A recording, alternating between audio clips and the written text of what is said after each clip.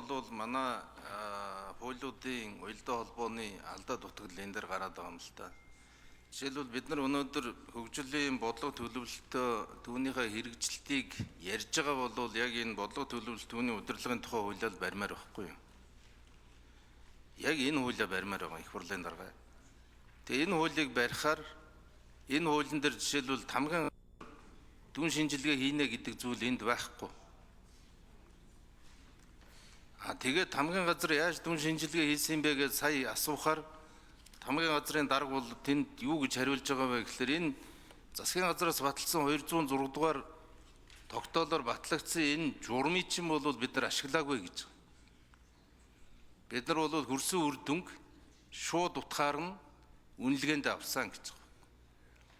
Өөрөөр хэлбэл нэг журам барихгүйгээр өөр байдлаар үнэлэх юм бол өөр үнэлгээ гарнаа.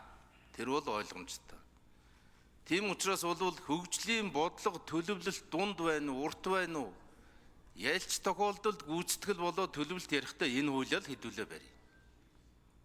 Тэгэхгүй бол өөр тамгын газрын хууль, их хурлын хууль, өөр ямар ч байдгийн хяналтын хууль гэдэг өөр юм бариа явчихаар дүгнэлтүүд нь өөр гараад.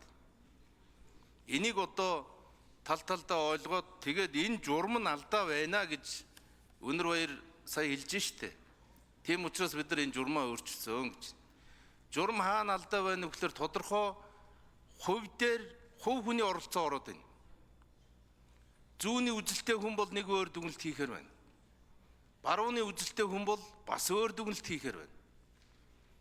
Мэргэжлээс хамаарат бүр өөр дүгнэлт хийгээд байна. Жишээлбэл одоо хууль талын мэргэжлийн хүн дүгнэх юм бол өөр дүгнэн эрүүл мэндийн салбарыг. Чин бүрэн гишүүн дүгнэх юм бол шал өөр дүгнэхээр байгаад байгаа байхгүй.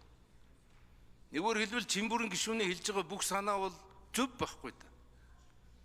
Гэтэл хууль журам хоёр нь болохоор зэрэг хуульчид энэ эдийн засагчид энэ асуудлыг дүгнэхээр арай өөр тоо гараад байна. Тийм учраас та бүхэн гурван өөр дүн дээр бити төөрөөч гэж хүсмээр. Ерөнхийдөө нөхцөл байдал бол ямар он жилүүдийг давж гараад өнөөдөр бид нар энэ тоог ярьж байгаа вэ? Яагаад бид нар хамтарсан засгийн газар байгуулсан бэ? Тэгээ өнөөдөр бид нар амьдрал муу байна, хэцүү байна. Энийг чинь мэдж байгаа учраас хэдүүлээ ингээд за энийгээ засъя гэдээ урагшаа алхаж байгаа. Тийм учраас хяналт шинжилгээ үнэлгээнд дээр би гишүүдээ ярьж байгааг зөв гэж бодож байгаа. Хамгийн гол нь нэгдсэн платформ хэрэгтэй. Нэгдсэн платформыг одоо бид нар угсрах гэж байна. Угсрах гэж байна. Олон улсын аргачлал хэрэгтэй. Олон улсын аргачлал руугаа одоо шилжих гэж байна. Тэгтээ